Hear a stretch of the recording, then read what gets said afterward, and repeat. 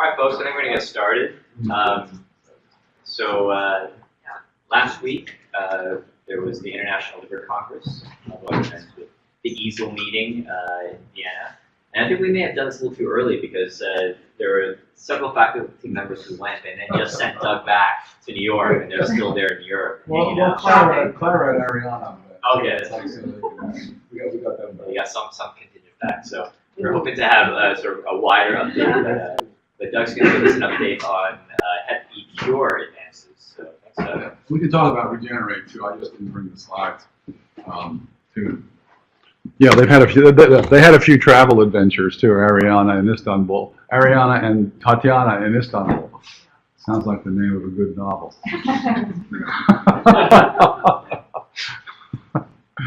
Anyway, so this is about hepatitis B. So who knew we'd still be talking about tenofovir and entecavir, right? I don't know, where's Ben? Like when you need him. So this is actually, baby. I know. I thought he was home having gastroenteritis. That too. Oh, that too. Okay. Yeah, All right. Anyway, so a big database. Here, 29,000 patients. Actually, although one of the criticisms of this study was that the majority got entecavir, only a 1,300 got tenofovir, and a median of 3.5 years follow-up. 0.6% of the tenofovir and 5% of the entecavir treated patients developed HCC. So tenofovir is associated with a lower HCC risk than entecavir. That's pretty interesting. Here's the 5-year cumulative incidence, 7% versus 1% here. And in multivariate analysis, like the usual suspects popped up here. Male sex, cirrhosis, and then platelets is a surrogate for cirrhosis, as well. In terms of the hazard ratio. So there's been another study apparently that also showed this. Tenofovir had a lower HCC rate than entecavir, but then there's also another one that says there's no change, no difference. Actually, although this is by far the biggest numbers, but like I said, the weakness in the study is they don't have an exact number. But 1,300 patients is still a pretty good number, actually. So. Can we assume that? Go ahead. Groups were matched. Yes, yeah, they matched them. I think it was just random. This is just like a real-world evidence database. Yeah. So there was.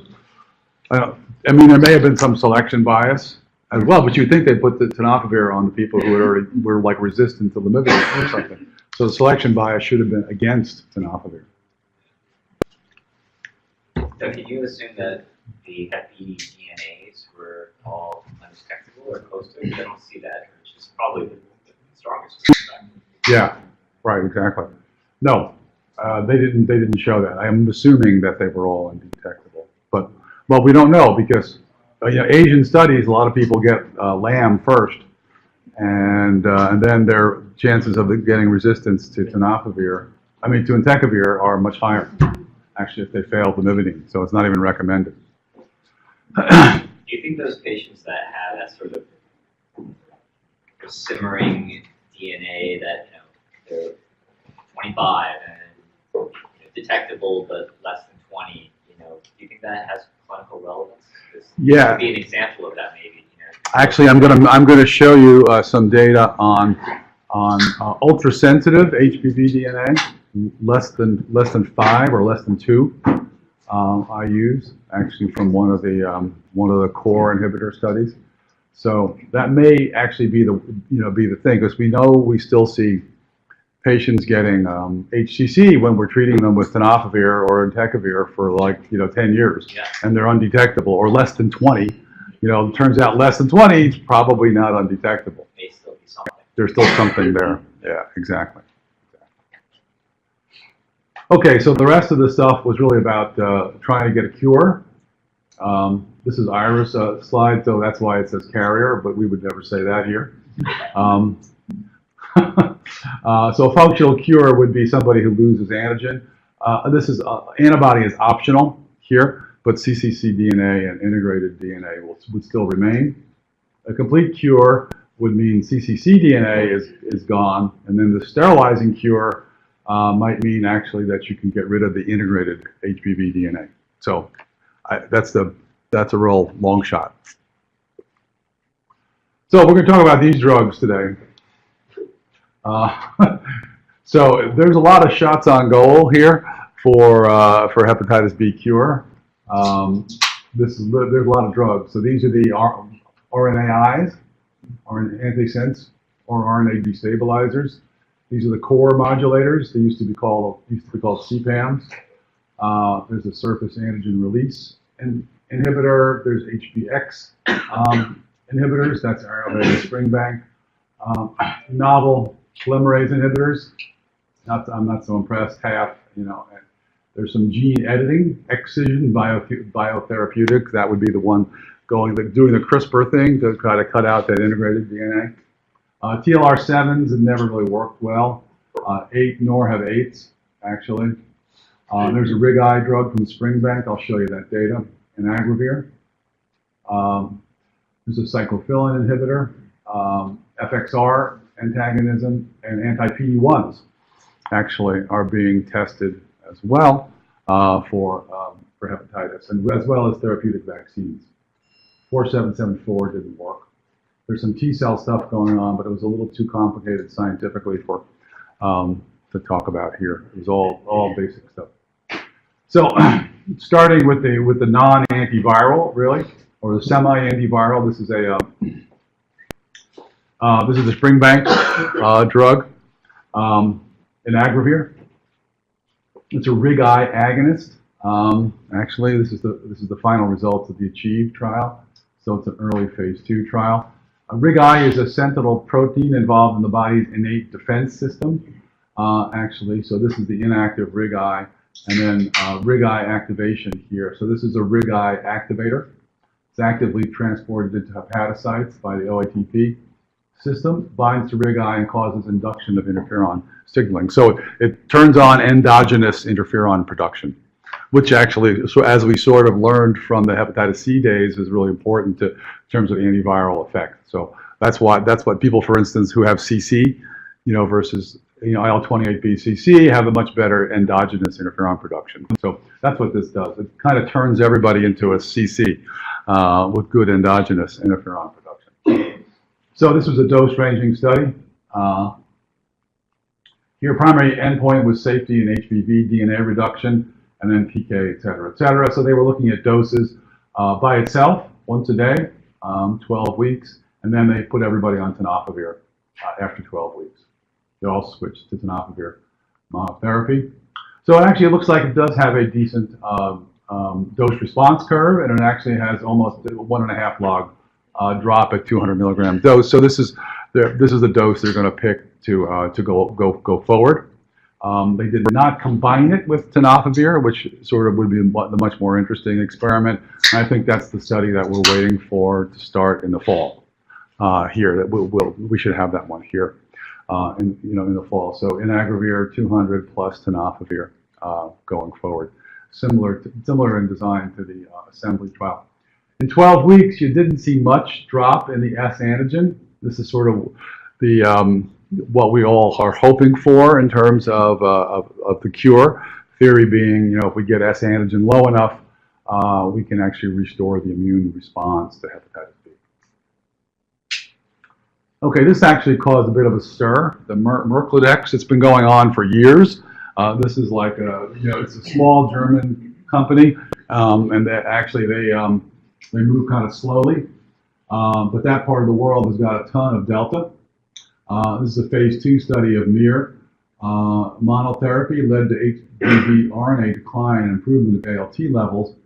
And so they did PEG, 2 milligrams, plus PEG, 5 milligrams, plus PEG, or just 2 milligrams of MIR alone for 48 weeks.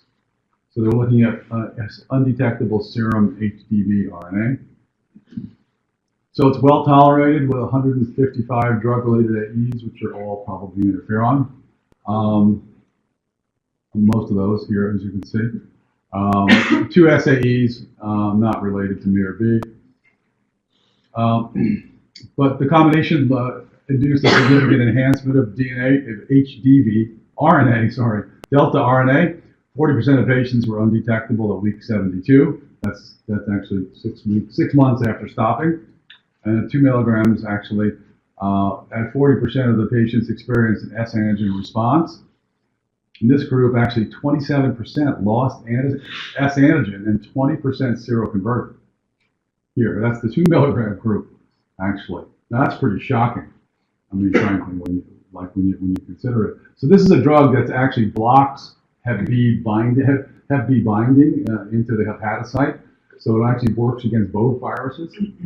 It's a really interesting compound. It's sort of a surface antigen blocker.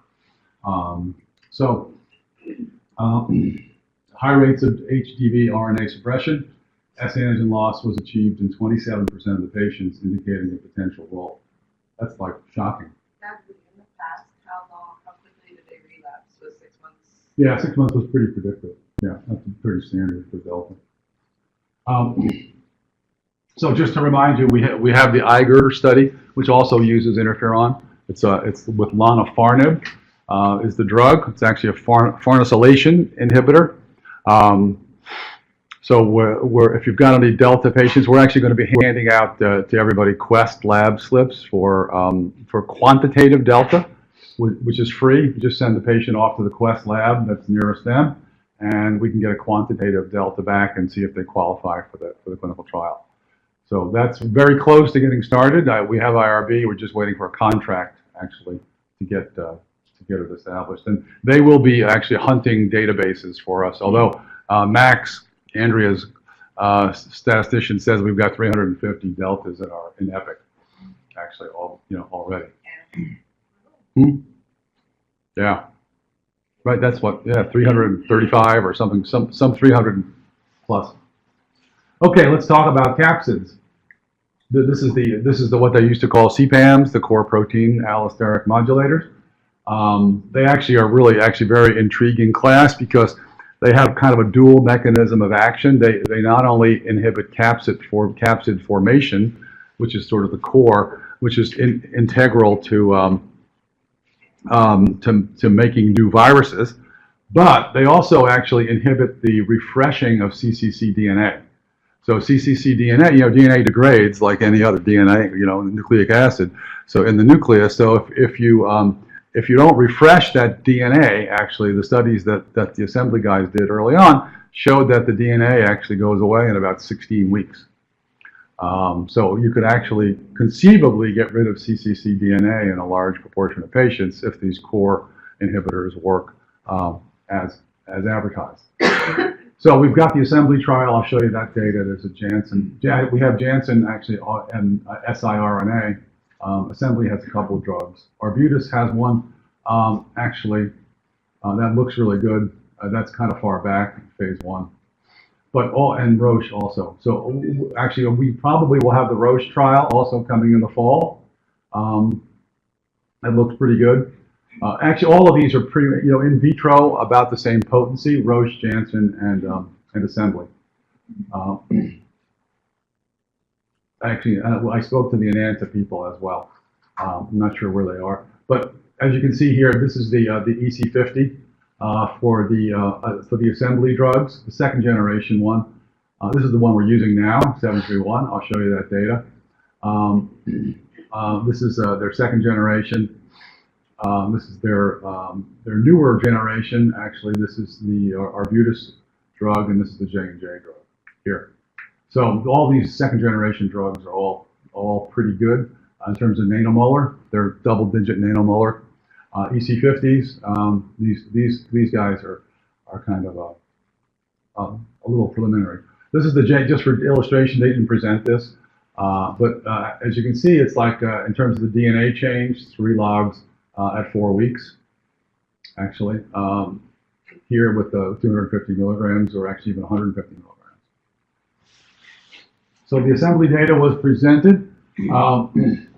That one actually looked pretty good. We're actually doing this study. Meredith here, thanks to all your help. Wave, say hello.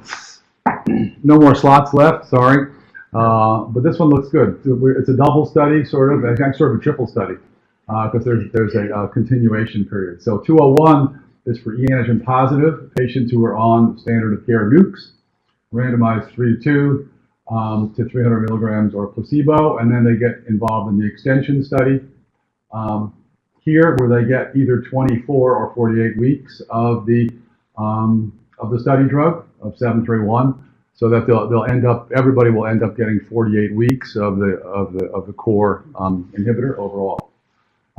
We actually just extended our first study, our first guy today, right? That was the first one, Meredith. And then 202 is for the e antigen positive patients who were naive to treatment. That's 1-to-1. And they get either combo entecavir and 731 or entecavir versus placebo, and then they get the same extension. If they got placebo, they'd get 48 weeks of the assembly drug. So enrollment's complete. There were 3 AEs. Maybe like one rash had a. You can have these slides, Meredith. You want to do that? The patient was emailing me already. Oh, already, okay. Actually, this is better. Take these. You can cut this one here. Don't send them the AE slide. Yeah, don't send them the AE slide. Send them this one. Well, there was. I mean, the worst AE. One guy he's been on it for 6 months. One guy had a rash that got better with Zyrtec. That was pretty much it. 3 others had rashes that went away on their own. So this is the combo here of the nuke and entecavir alone versus the combo here, and as you can see, it's a highly significant difference actually. Even at 12 weeks, that was significant, and that was significant difference. So clearly additive to synergistic effects. And even more important in terms of the cure is actually this is pre-genomic RNA. So this is sort of a a measure of cccDNA, basically, is the way people look at it, and it drops like a rock here, actually, with the combo treatment here. Which actually, you can see the nukes don't have much effect on the pre-genomic RNA, and all of these values were highly significant as well. So this is the thing I was talking about. They found this highly sensitive semi-quant assay down to like between 2 and 5 IUs for HBV DNA, and then but they're using it on a gel here, diluting it down. But it was standardized and validated. And so here's the nuke monotherapy. Everybody still had detectable virus at the end of 24 weeks. But the combo of 5 of the 6 patients who got this done had 0 virus, below 2 IUs at the end of 24 weeks. And this guy looks like he's just about to fade out here as well. So this actually may mean something. We don't know yet, actually. But if it's less than 2, it's probably better than being less than 20, since all these other guys are still detectable here. Where did they start? The baseline? Less than 20.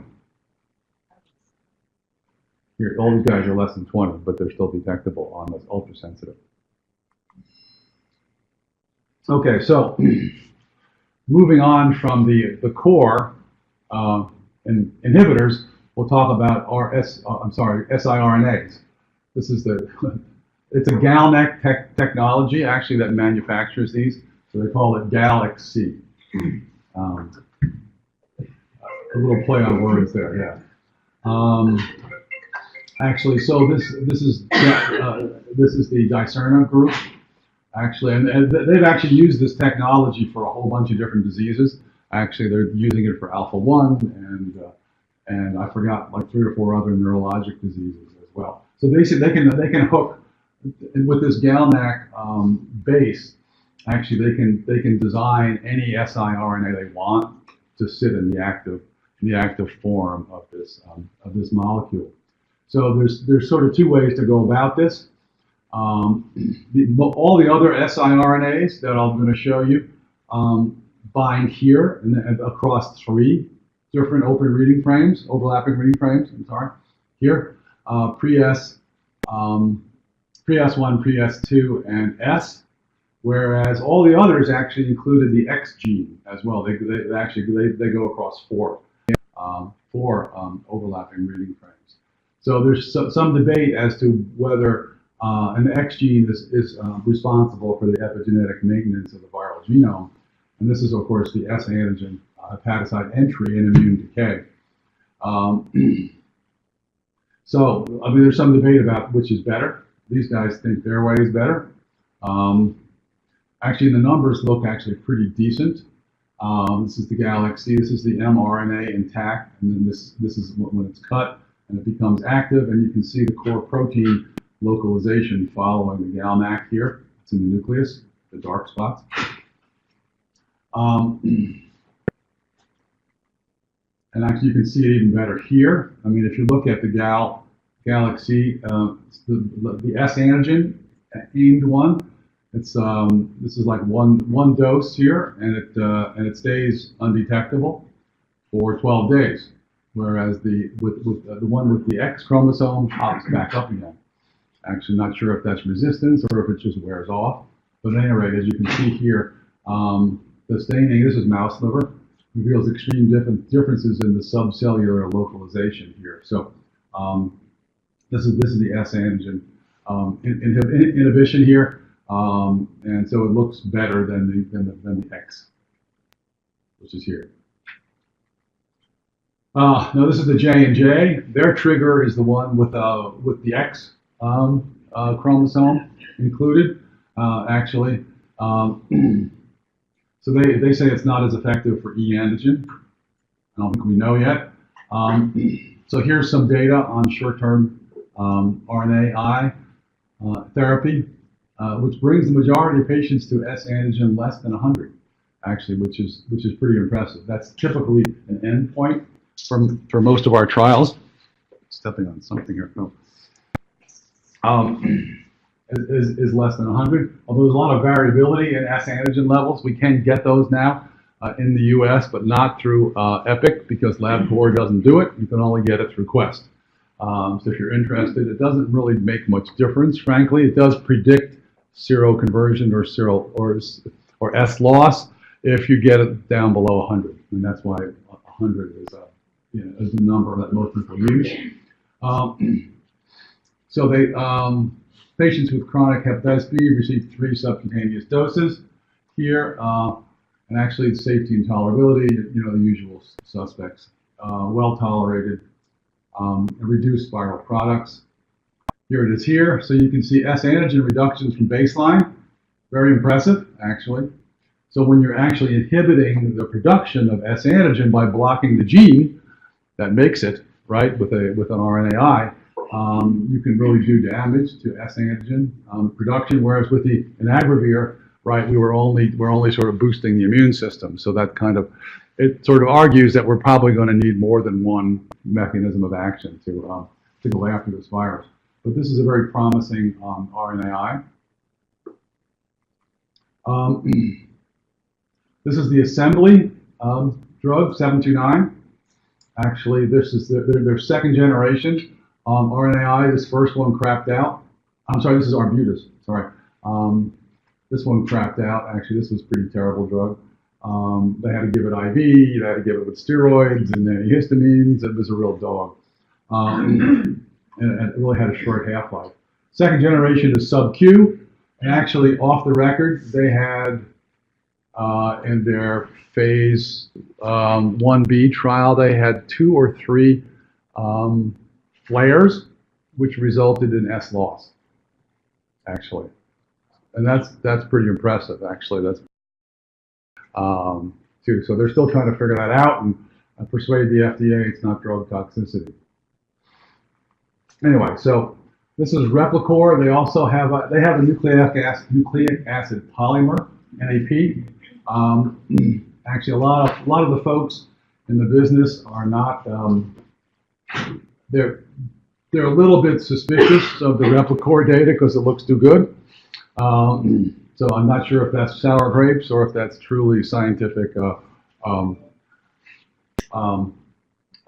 Questioning of it. Anyway, but the tenofovir-induced DNA declines unaffected Anti-HBs dramatically increased with the introduction of PEG, and there are rapid declines in S antigen. Here, this is 4 logs plus, actually drops in S antigen. This is kind of why they don't think it actually, there's something like not quite kosher with this stuff. And actually, we haven't seen anything from them. This is not EASL data. This is actually from last year's EASL. So they've been, there's been radio silence from these guys for the last year, which also makes one wonder what's going on. And they also had some transient ALT flares, actually, which occurred in 38 out of 40 patients. Timing correlated with the antiviral response. They don't tell us how many people lost S antigen or not. This is what you really wanted to see, right? This is our view to stock price. This is when 1457 crapped out over here. Actually, they lost 2 drugs. This is Arrowhead, which is the J&J drug. Actually, they did very well because J&J bought the drug from Arrowhead. This is Assembly.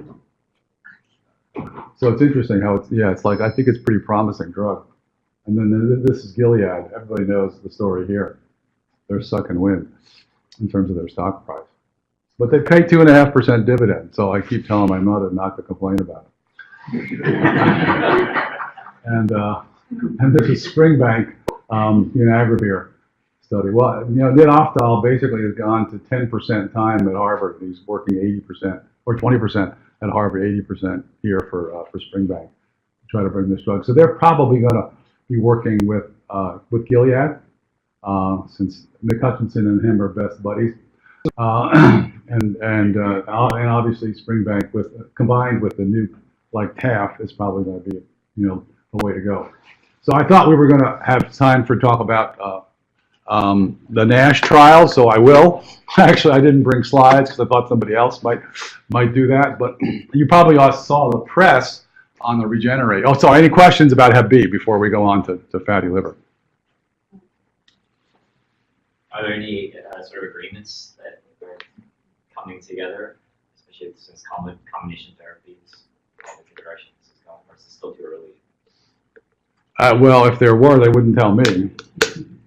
Lest somebody buy some stock. That's like, if there's something going on, we wouldn't know about it until it happens, actually, until the day it's announced, because it's dangerous. Lest you tell somebody and then somebody tells somebody else and they buy some stock right before the acquisition and the stock price goes up. It's dangerous. The SEC looks badly upon that, and then they tell the FBI, and then they do the perp walk, and that's no fun for anybody. So we don't want to hear about that. I don't want to know, frankly. So I don't know. We'll see. J&J has a habit of buying up small companies. That's kind of their MO. So they all started with Arrowhead. They sampled. They kind of put their foot in the water by buying a couple of their drugs, other RNAi drugs. Dicerna has agreements to work with Pfizer and Boehringer Ingelheim on different targets than hepatitis, with their different pieces of siRNA.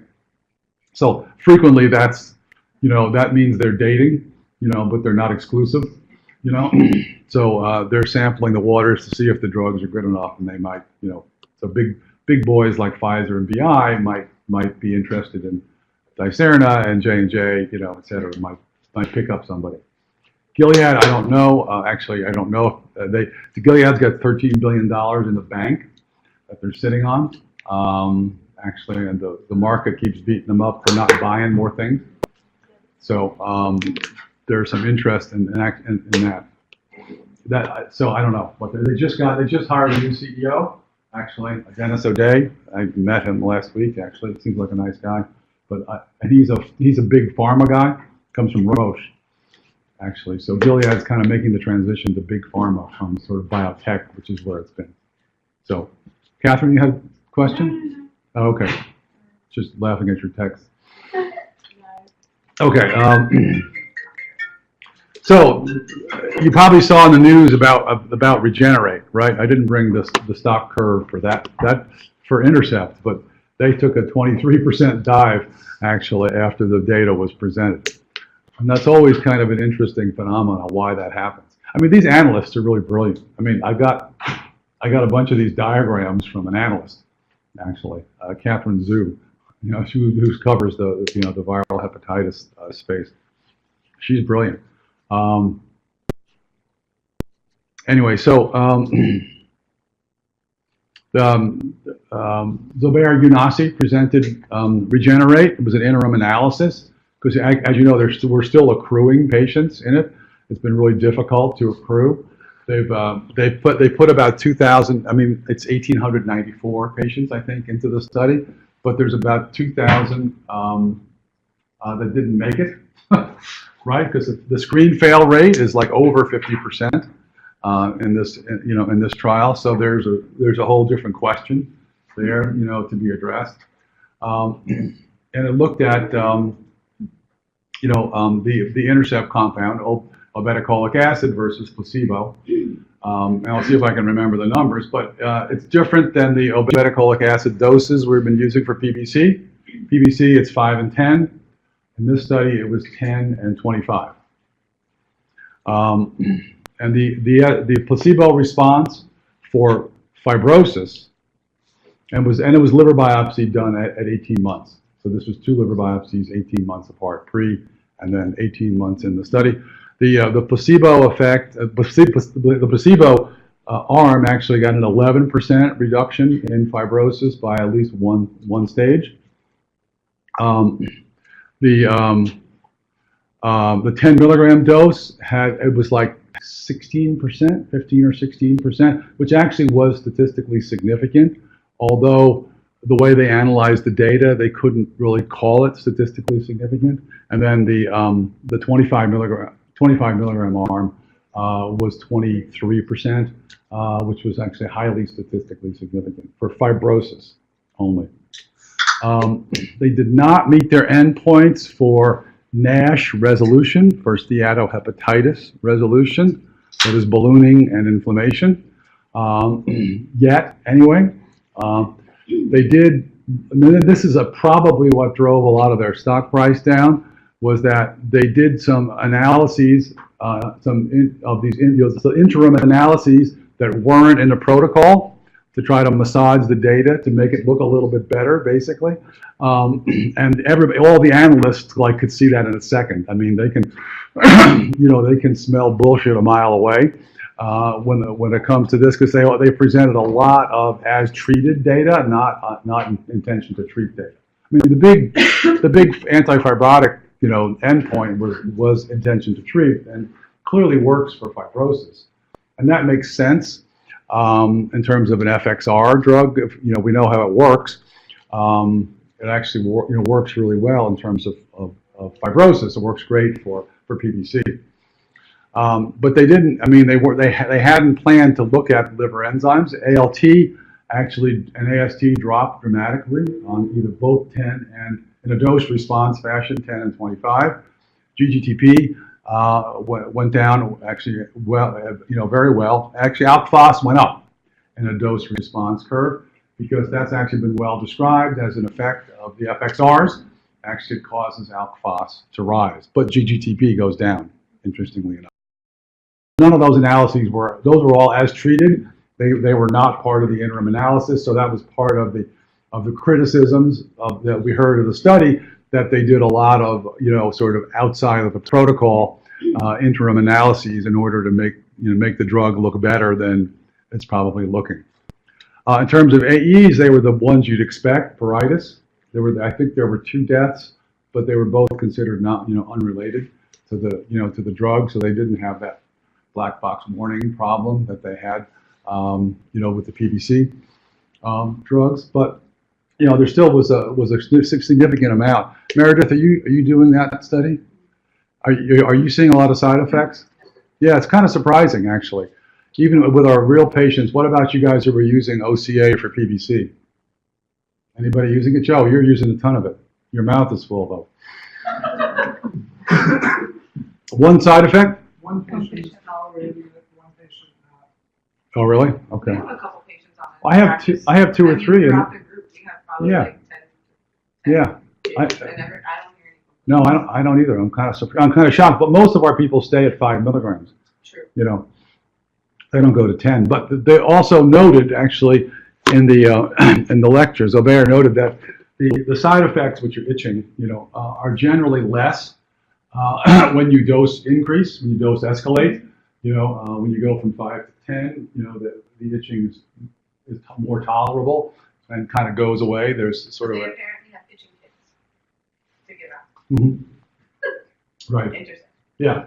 Yeah. Well, part of the trial. Meredith has them. No, you don't have them. No, the rep contacted me. They have itching kits. I haven't seen them or what they composed of, but I'll send pictures. Oh yeah. She says they're big mitts you take in your hand. Yeah, right. With that back scratcher. Yeah. Right. Oatmeal back. All stuff like vision. Yeah. Yeah, so I haven't received them yet. Anyway, so yeah, I mean, we saw a bunch of other stuff. We saw elafibranor, which is the GenFit drug, which also had a positive response. We saw some Madrigal data. There was a bunch of stuff. Hey, Ariana, did you see any of these presentations? I don't think I saw. GenFit, elafibranor. I don't recall if I saw either one of those. Senator Vera. She's a Brazilian, right? Yeah. Italian. Yeah, that's good, but not great. You know, it's an interesting drug. It actually Clara knows this stuff. Clara, did you go to the NASH sessions? Yeah. What stood out for you? Sorry? What stood out from the NASH sessions in terms of the drugs? I think we kind of lost skills. Nothing too exciting. No. Semcriviroc works, but it's actually an interesting drug. They tried it first for HIV. It actually inhibits the CCR5 receptor on stellate cells, so it kind of inhibits stellate cell activation. So it prevents fibrosis from being laid down from the NASH. I think the thing is, I think what we're looking at here is we see FXR drug has an effect on fibrosis. We have lots of drugs having some partial effects here on inflammation. No one drug yet really works on the sort of the baseline metabolic dysfunction, except perhaps the GLP-1 diabetic drugs, actually, which normalize liver enzymes and cause weight loss. Actually, so interestingly enough, Gilead just bought one. They have an FXR, they have a CCA, they have a triple. They have 3 drugs in a double combination trial that's going on right now. Atlas. Was that study on diabetics or The GLP-1 was just noticing the side effects in diabetics, actually. Yeah. So they haven't done a GLP-1 trial for NASH yet. I'm sure Gilead will be doing that soon. The speed with which now they have their own GLP-1. Whether they do it in combination with one of their other drugs, their other 3 drugs. So you saw selonsertib failed, for the cirrhotics, right? That's Stellar 4, right? And then Stellar 3, they're expecting an endpoint for Stellar 3, which is it's a stage 3 patients in another couple of weeks, from what I understand. It wasn't quite ready for prime time at EASL. That's just one of those 3 drugs that Gilead is looking at. So it's a mess. So do you think the expectation from the FDA is that both endpoints of NASH resolution and fibrosis regression needs to be met before approval? Probably not. I think they'll be happy with fibrosis regression, but that's the problem when you get these complicated endpoints. It's like. Yeah, because also I think in the Regenerate trial, even though there was fibrosis improvement, there was a subset of patients that their fibrosis worsened in 18 months as well. About 10%. Right. So. Yeah, 10% got I mean, are worse. those patients that the drug just didn't work on and their diabetes was uncontrolled and all these other factors too? Probably not. They're I not. think that's like the issue too, is like, we enroll these patients, we tell them they have really bad liver disease, they start behaving, losing weight, and then we have these contradictory outcomes of placebo. Well, because the placebo is Yeah. 11%, had decrease in one stage of fibrosis because they lost weight. Actually, so when they presented those bar graphs Yeah. of, worsened and got better, Right. it was like 10% got worse, 23% improved by one stage or less. But they didn't actually present, which I told them they should have, actually, the other 40%, or the other 60% that stayed the same, that didn't get worse in 18 months, right? So, You've arrested it. yeah, you stopped it from getting worse.